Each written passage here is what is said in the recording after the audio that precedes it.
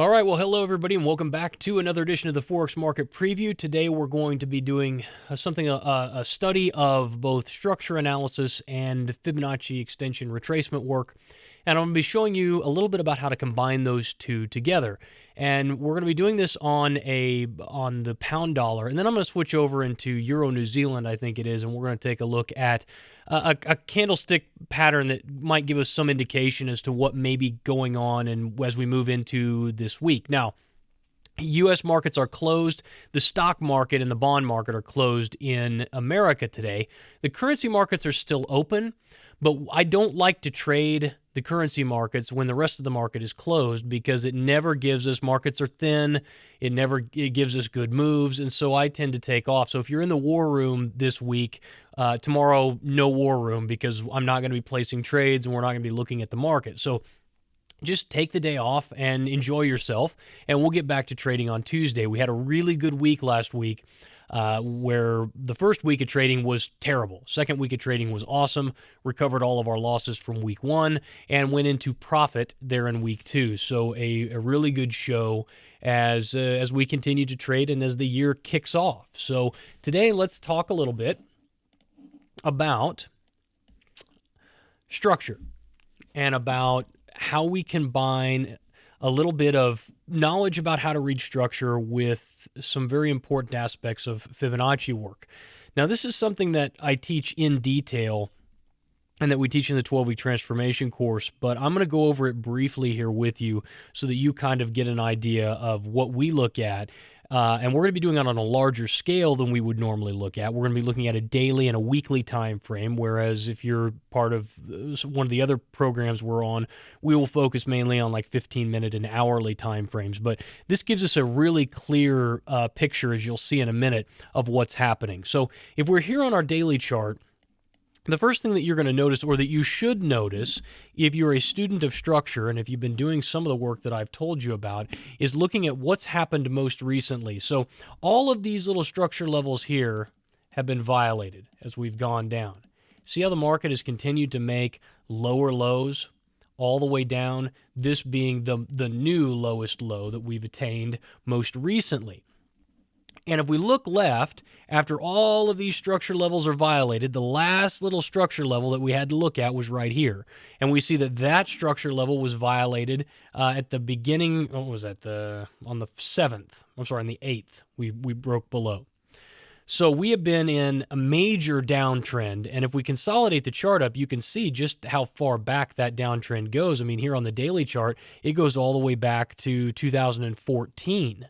That we've been in this downtrend, had a little bit of an uptrend here, and then resumed the downtrend, breaking that rather significant structure level from back in April of 2015. So that's a significant move. The pound continues to weaken against the dollar. Now, is it important that we understand why that is? No, it doesn't matter why it is. It makes absolutely no difference to our trading method to know the fundamentals behind why that structure has been violated, about why the dollar is weaker. And if you listen to people talk about it, they will give you 100 different reasons as to why that's the case. Well, it's this, and it's the fact that that it looks like we're going to have more rate cutting in the European Union or in the pound, or people are a little bit worried about what's happening over there. And you have other people saying, well, the American market is doing really well. None of it makes any difference.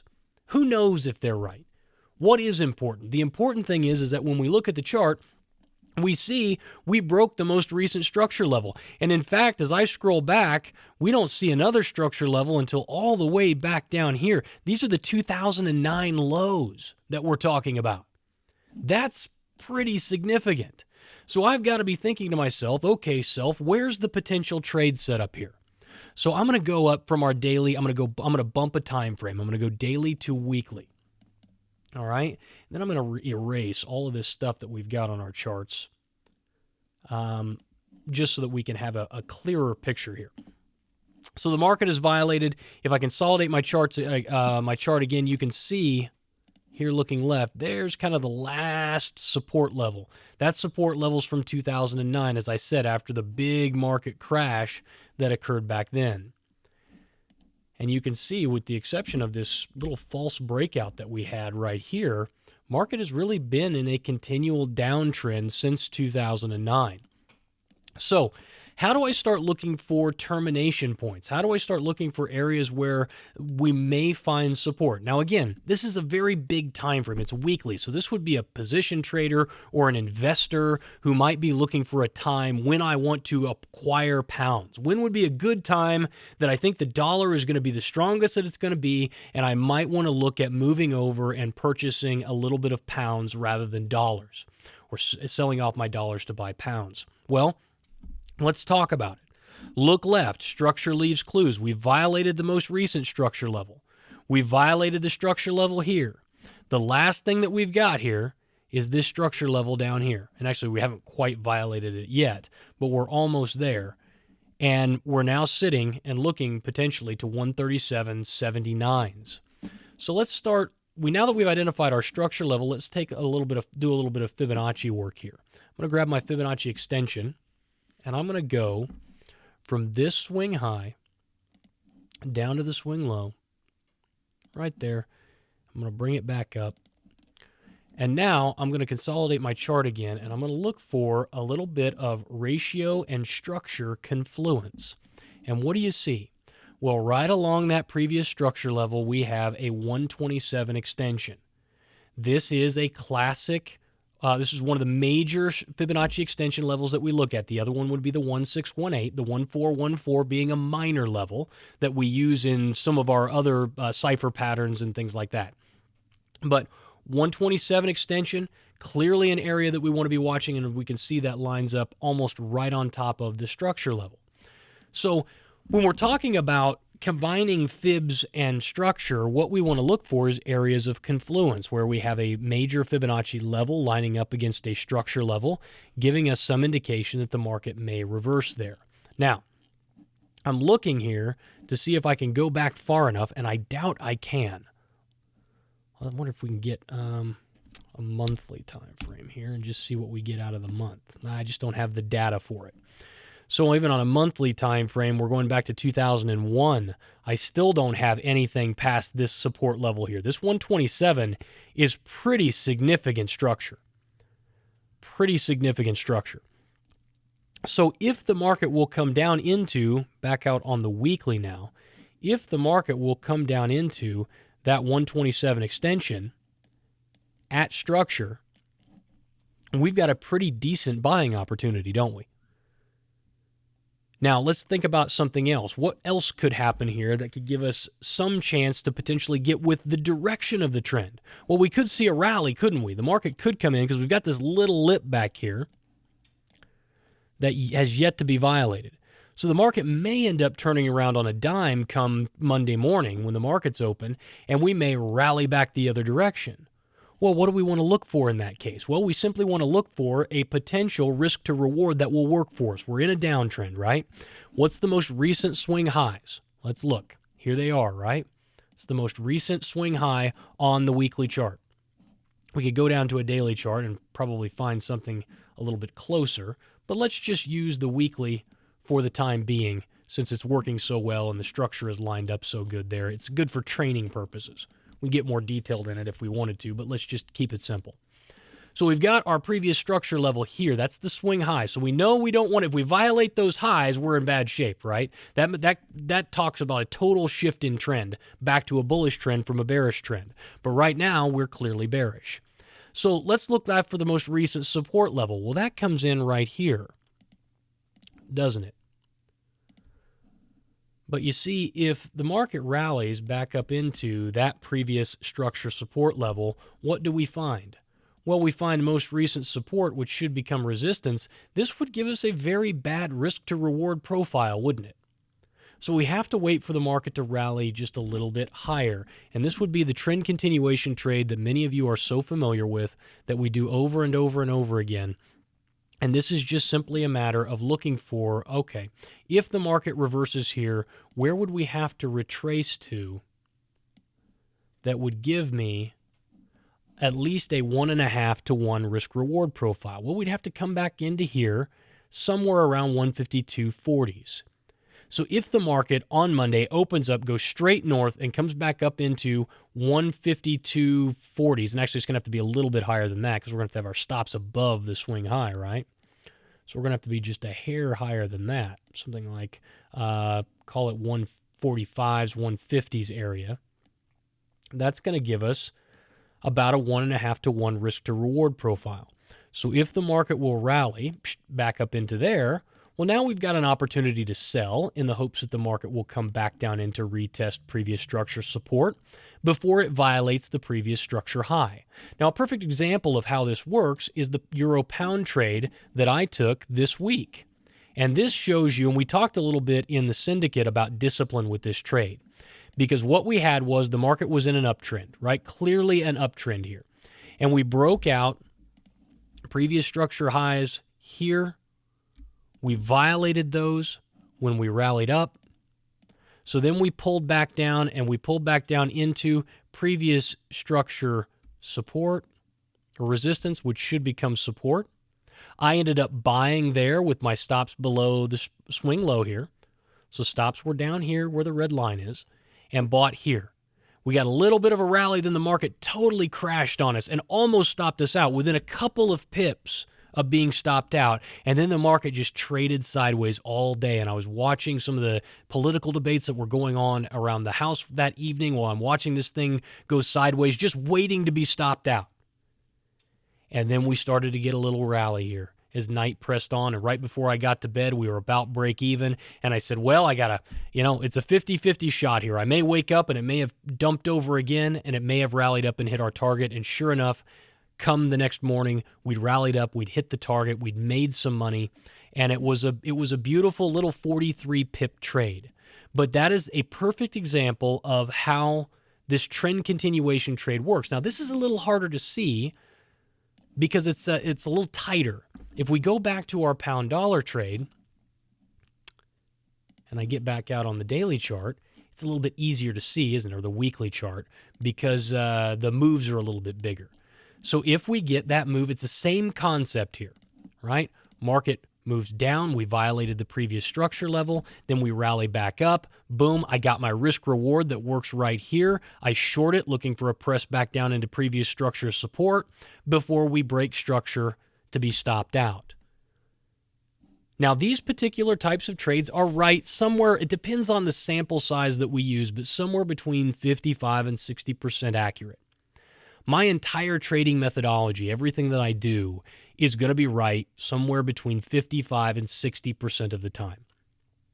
And over time, now that doesn't count that some of the pattern stuff is more profitable than that. Some of it is less profitable than that. And so it ends up averaging itself out to be somewhere around 55 to 60% accurate. I always have a risk reward that is greater than 1 to 1. Now, what does that mean? That means if I'm right more than 50% of the time and I have greater than a 1 to 1 risk reward profile, that means over time I should be making a ton of money. I should be consistently growing my account using that methodology. And sure enough, that's what we see. That's what we saw in the syndicate last year. This year, the first week was terrible. Our percent accuracy the first week was like 36%. Week 2, it was, last week, it was, 60%. So we're averaging out right now right around 51 to 52% accuracy in the first 2 weeks. It doesn't all come at once. It's not always win, lose, win, lose, win, win, lose, win, lose, win, lose. Sometimes you've got a string of losers and you finish a week off, and instead of being 50 or 60% accurate, you're 30% accurate. Then the next week you may come back, everything's hitting like clockwork, and you're 90% accurate. It's an average over time. But this is a great way for you guys to begin to look at combining structure and fibs together to create areas where you're likely to see reversal. And as we've seen here at this 127 extension around 38.50, high likelihood we're going to see a bounce at this area. So if you're an investor, for an example, and you're looking for an area to buy, that might be a good time to do it. But it doesn't matter whether you're an investor or a trader. If you're a trader and you're looking for a place to make money on a 5-minute chart, using the same structure and Fibonacci analysis is an excellent way to look for your entries. And then you can also use a much simpler trend continuation trade model like I've shown you here that doesn't really require a lot of fibs. It just requires that you be able to read structure and determine a risk-reward profile. I've always found that easier is better. So the easier you make your trading system, the better off you're going to be in the long run. Because the more complicated it is, the more things can break down, the more pieces of it you may not have tested for. There is a host of issues that can arise from having a complex trading system. So I have always found whatever methodology, whatever system we're using, the simpler we can make it, we tend to have more success and be more profitable with those systems. It's also easier to follow if you've got a simpler system. So complex does not equal more money. Having 15 indicators and oscillators on your chart does not improve the likelihood that you're going to have a winning trade. In most cases, it has been my experience over the past 10 years that in most cases, the more complex, the more junk you have on your chart, the more tools you're using to determine reversal areas or to determine entries, the less success you're going to have with that model. So we always try and keep it as simple as possible. Now, last thing, I just want to show you something quickly here on Euro New Zealand. We've had a couple of days here where the market has tried to spike higher, and we have been unable to breach the previous structure, resistance, and support level. Do you guys see this? You have right here, support, resistance, market rolled over. This is the first time we've got to retest it. And what do we see? 2 times the market has tried to blow through and has been unable to. Dropping down to a 1-hour time frame, you can see once we see a violation of structure, what would be beautiful is if we get a little rally like this and then a rollover. Then we can look for a shorting opportunity in the direction of the underlying trend. We've been very bullish here over the last little bit, but looking at our higher time frame here on the daily chart, it's clear that we're possibly looking at a rollover here back down into previous structure at around 163.89s. So be watching that this week as trading continues on. For those of you in Europe, it's absolutely fine to trade Monday. But as we move into New York, markets are going to be thin, or at least they are in general, and so we just don't trade them.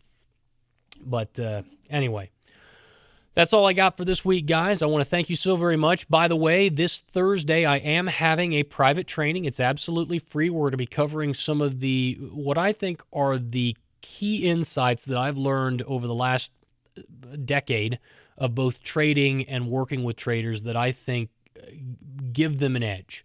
They give them the greatest likelihood of having long-term success in the markets.